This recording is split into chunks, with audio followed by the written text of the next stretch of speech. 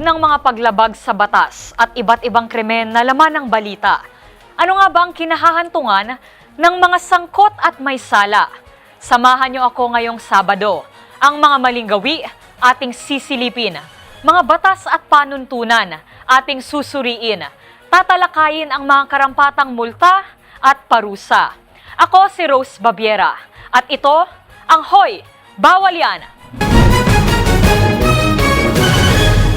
At narito ang mga nakalap nating report ngayong linggo.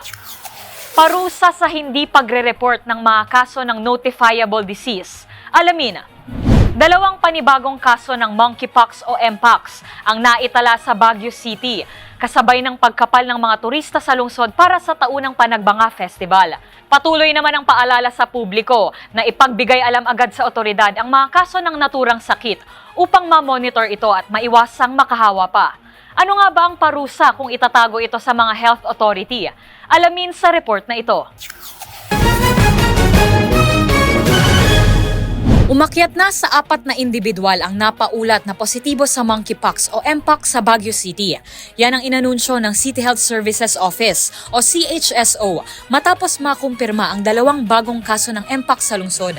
Patuloy naman ang paalala ng lokal na pamahalaan para itaas ang kamalayan ng publiko kung ano ang mpox, ang mga risk factor nito at paraan para hindi makahawa.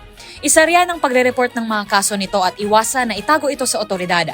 Noong nakaraang taon kasi, hinikayat ng World Health Organization o WHO ang mga bansa na ideklara ang mpox bilang notifiable disease upang ma-monitor ang sakit at ma-contain ang transmission nito. Sa Pilipinas, ang mga kaso ng notifiable diseases ay kailangang i-report sa Kagawaran ng Kalusugan.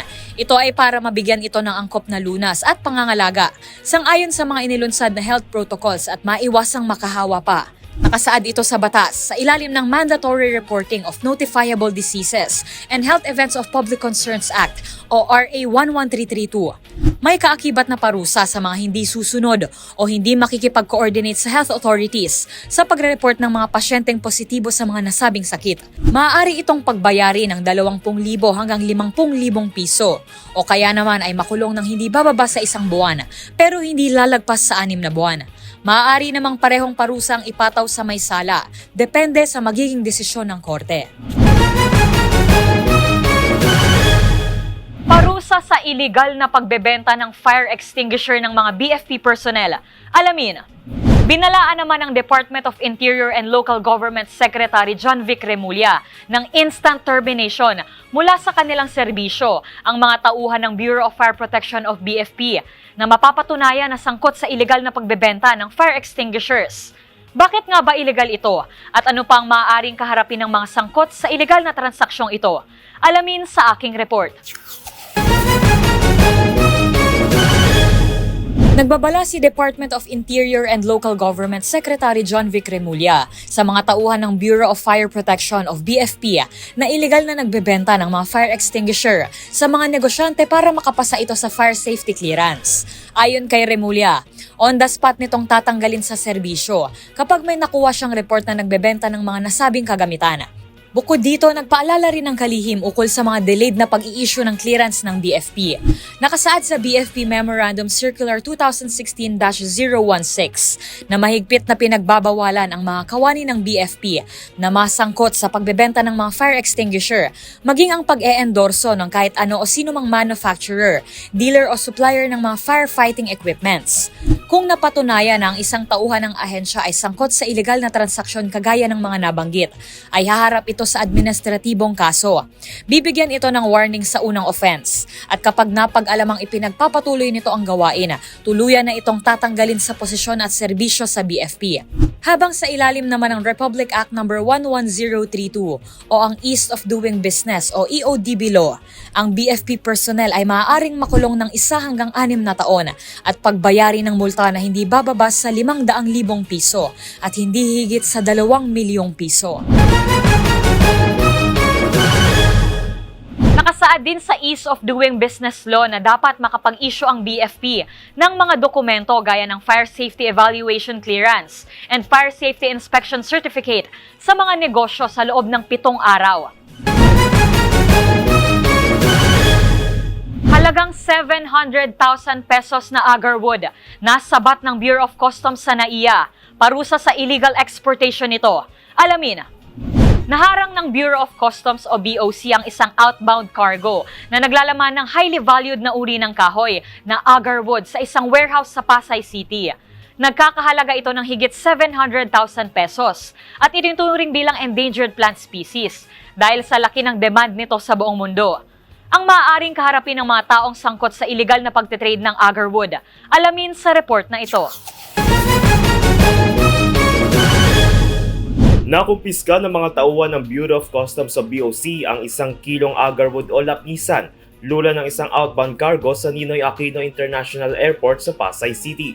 Ang shipment na declared ay dried wood chips lamang ay sinuri ng customs sa tapag-alamang naglalaman nito ng agarwood na isang in-demand at mahal na uri ng kahoy na ginagamit sa mga pabango, traditional medicine at iba pang luxury products. Dahil sa demand ito ay tinuturing din ang agarwood bilang isang endangered plant species na wildlife. Kaya ang nasabing exportation ay lumalabag sa Republic Act No. 9147 o ang Wildlife Resources Conservation and Protection Act. Nakalagay sa Section 27 o Illegal Acts ang pagbawal sa trading ng anumang uri ng protected wildlife kung saan ang parusa ay nakadepende ng status sa isang species. Ang pag-trade ng agarwood na isang endangered wildlife ay maaaring maharap sa kulong na 1 taon hanggang 2 taon at multang 2,000 piso hanggang 200,000 piso. Maaari rin itong maharap sa violation ng Forestry Reform Code of the Philippines o ang Presidential Decree No. 705 kung saan ipinagbabawal ang pagputol o pagkolekta ng kahoy tulad ng agarwood nang walang lisensya. Ang mga lalabag ay maaaring patawan ng parusa na nakaayon sa qualified theft sa ilalim ng Revised Penal Code. Illegal na pagre-repack ng bigas na bisto ng NBI sa Bulacan, parusang kakaharapin ng may sala. Alamin. Nadiskubre kamakailan ng National Bureau of Investigation o NBI ang illegal na pagre-repack ng bigas sa isang warehouse sa Bulacan. Tumambad sa kanila ang daang-daang sako ng bigas kung saan ay di umano hinahalo ang mga lumang bigas sa mga bago at saka binebenta ng mahal sa mga pamilihan. Ang mga maaaring paglabag na kakaharapin ng mga taong sangkot, alamin sa report na ito. Sinalakay ng National Bureau of Investigation ang isang bodegang ito sa Bukawi, Bulacan, kung saan daang-daang sako ng bigas ang hindi umano ay iligal na nire-repack at maibenta ng mas mahal. Ayon sa inisyal na investigasyon, hinahalo ang mga lumang bigas sa mga bago at imported na bigas at may pagkakataong iniisprehan ng pandan upang bumango at may benta ng mas mahal sa presyo sa mga merkado. Inaresto naman ang manager, inventory officer at 2 casers na maaaring maharap sa kasong hoarding, profiteering, untruthful labeling at economic sabotage. Nakalagay sa Republic Act No. 7581 o ang Price Act. Ipinagbabawal ang anumang akto ng price manipulation tulad ng hoarding o ang labis na pag-iimbak ng produkto na maaaring magdulot ng kakulangan sa supply at ang profiteering kung saan binebenta sa mas mataas na halaga ang isang produkto. Ang lalabag sa batas na ito ay maaaring maharap sa kulong na aabot ng 5 hanggang 15 taon o multa na 5,000 hanggang 1,000,000 piso. Kaugnay nito nakalagay sa Republic Act No. 12022 o ang Anti-Agricultural Sabotage Act. Maaaring maging economic sabotage ang agricultural hoarding kung lalagpas sa 30% ng normal na inventaryo ang isang produkto 10 araw matapos magdeklara ng state of emergency o calamity. Gayon din ang agricultural profiteering kung lalagpas naman ito sa 10% ang itinilagang Daily Price Index o DPI. Maaaring maharap ang lalabag dito sa kulong at multang 5 beses sa halaga ng naturang mga produkto. Matatandaan noong pagsisimula ng Pebrero ay nagdeklara ng food security emergency ang bansa sa bigas dahil sa mga pagsipad ng mga presyo nito. At para naman sa nalalapit na 2025 national and local elections, opisyal na ngang sinimulan ang campaign period o ang pangangampanya o pagbahay-bahay ng mga kandidato. At kasabay nito, magkabilang programa naman ang kinasa ng Commission on Elections o COMELEC para mapayapang maidaraos ang halalan at mapanatili ang integridad nito. At bilang paalala sa ating mga manonood, panoorin natin ang mga susunod na report. Oplan Baklas, formal nang sinimulan ng COMELEC, panuntunan na dapat sundin ng mga kandidato. Alamin. Umarangkada na noong ika-11 ng Pebrero ang Oplan Baklas ng Commission on Elections o COMELEC bilang pagsisimula ng 90-day campaign period ng mga tumatakbo sa lokal at nasyonal na posisyon. At sa unang araw ng operasyon ay may mga nasampulan na campaign materials na tinanggal ng COMELEC dahil lumabag sa isinasaad na guidelines. Ano nga ba ang mga ipinagbabawal ngayong campaign season? Alamin sa report ni Dustin Bayog. Nagsimula na ang Commission on Elections o COMELEC na magbaklas ng mga campaign materials ng mga kandidatong hindi sumusunod sa size instructions o hindi naman ay nakakabit sa mga pinagbabawal na public places. Ito ay bunsod ng Oplan Baklas na nagsimula noong Pebrero 11, 70 araw bagong eleksyon sa Mayo. Sa direktiba ni Chairman Attorney George Garcia, pinatatanggal sa mga pulis at military personnel ang mga campaign materials ng mga senador at party list na hindi umaayon sa guidelines habang hindi naman gagalawin ang mga nakakabit sa private properties. Hindi rin daw muna gagalawin ang mga posters ng local candidates dahil sa Marso pa ang official start ang kanilang kampanya. Ang mga nabaklas na posters ay itatabi ng COMELEC at magiging pangunahing ebidensya kung sakaling kailanganin magsampa ng reklamo.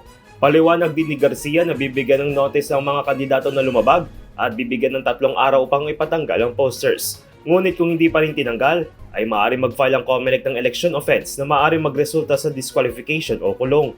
Nakaayon ito sa Resolution No. 11086 ng COMELEC kung saan bawal ang pagkabit sa mga government-owned properties, motor vehicles, public transport, mga poste ng ilaw at kuryente, maging sa mga pangunahing institusyon at paligid ng mga terminals. Ang nasabing election offense ay nakaayon sa Section 264 ng Omnibus Election Code kung saan maaaring maharap sa kulong na hanggang 6 na taon at parusang disqualification ng lalabag na kandidato. Katok program ng PNP, mas pinaigting, parusa sa hindi pagre-renew ng lisensya ng gun ownership. Alamin, nilinaw ng Philippine National Police o PNP na hindi magdudulot ng takot ang revitalized Katok program ngayong paparating ang eleksyon. Ito ay pagsuporta sa ipinatupad na election gun ban at pagsisiguro na rehistrado at hindi paso ang lisensya ng mga taong nagmamay-ari ng baril. Ano nga ba ang kakaharapin ng mga hindi rehistrado o expired na lisensya ng isang gun owner? Magbabalik si Dustin Bayog. Nagpahayag ang Philippine National Police o PNP na ipagpapatuloy nito ang operasyon ng Oplan Katok kasunod ang implementasyon ng election gun ban upang masiguro na ligtas sa magiging halalan sa Mayo. Ayon kay PNP Chief at Police General Roman Francisco Marbil, tatawagin na itong Revitalized Katok program na layong bisitahin ng tahanan ng gun owners at ipalalang pag-renew ng kanilang lisensya at registration ng kanilang baril. Ayon sa inamenda ang Section 19 ng Republic Act No. 10591 o ang Comprehensive Firearms and Ammunition Regulation Act, dapat ma-renew ang mga license to own and possess a firearm o LTOPF at registration ng firearms sa loob ng 5 hanggang 10 taon. Ang lalagpas sa araw ng expiration date ay maaari magresulta sa revocation ng lisensya at ng firearm registration, maging sa pagkupiska ng mga baril. Papatawan naman ang permanenteng diskwalifikasyon sa pag-apply ng firearm license ang taong hindi na-renew ang kanyang lisensya at ang firearm registration. Samantala, pinagbabawal din sa batas ang illegal na pagmamay-ari ng baril na maaaring maharap sa kulong na nakadepende sa anong klase o uri ng firearms. Kaya kung mayroon pa kayo nakitang ipinagbabawal na akto o mayroon kayong reklamo, itag nyo kami sa DZRH. Hoy! Bawal yan! Parusa sa mga sangkot sa vote buying. Alamin, ngayong papalapit na naman ang araw ng botohan, hindi na nawawala ang issue ng vote buying. Gaano nga ba kabigat ang parusa sa sinumang sangkot dito? Alamin sa report na ito. Ngayong nagsimula na ang campaign period at nalalapit na ang araw ng halalan sa bansa, talamak na naman ang issue ng vote buying. Sa social media, kanya-kanyang tirada ang mga taga-suporta ng mga kandidato sa bawat isa. Nasangkot daw ang ibang partido sa vote buying. Ayon pa sa mga otoridad, pati ang vote buying, high-tech na rin sa modernong panahon ngayon. Pwede na sa bangko at pwede na rin sa mga cellphone. Ano nga ba ang parusang haharapin mo sa batas kung sangkot ka sa vote buying? Nakasaad sa Section 261 ng Omnibus Election Code na mahigpit na ipinagbabawal ang pagbili at pagbebenta ng boto. Ang sinumang magbibigay, mag-aalok o mangangako ng pera o kahit na anong kabayaran kapalit ng pagboto o hindi pagboto sa isang kandidato ay papatawan ng pagkakakulong ng hindi bababa sa 1 taon hanggang 6 na taon. Ang kandidato o politiko na sangkot dito ay papatawan din ng disqualification sa paghawak ng public office at tatanggalan ng karapatan sa pagboto sa eleksyon. Ang sinumang partidong mapapatunayang sangkot sa vote buying ay pagmumultahin din ng 10,000 piso.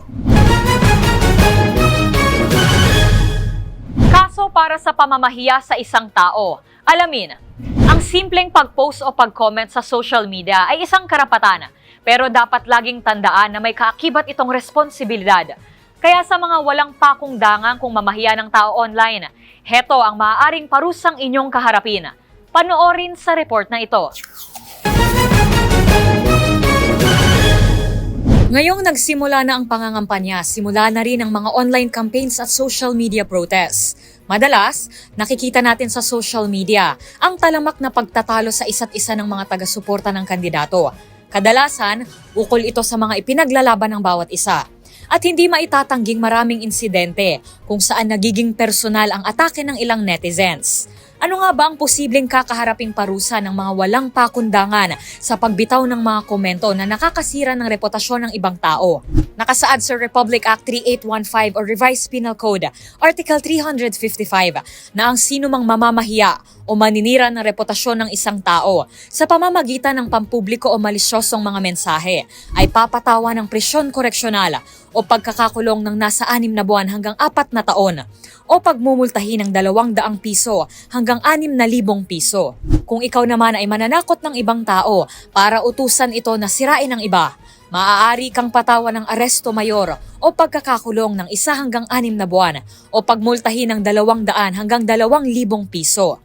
Kung sa social media naman ginawa ang paninirang puri, nakasaad sa Cybercrime Prevention Act of 2012 na makukulong ka ng nasa 2 hanggang 8 taon. At yan ang mga nakalap nating report ngayong linggo. Sa programang ito, mas palalakasin natin ang boses ng batas. Kaya kung mayroon pa kayong nakitang ipinagbabawal na akto o kaya naman ay mayroon kayong reklamo, itag nyo kami sa DZRH. Hoy! Bawal yan! Magkita-kita po tayo muli sa susunod na linggo. Ako po si Rose Babiera.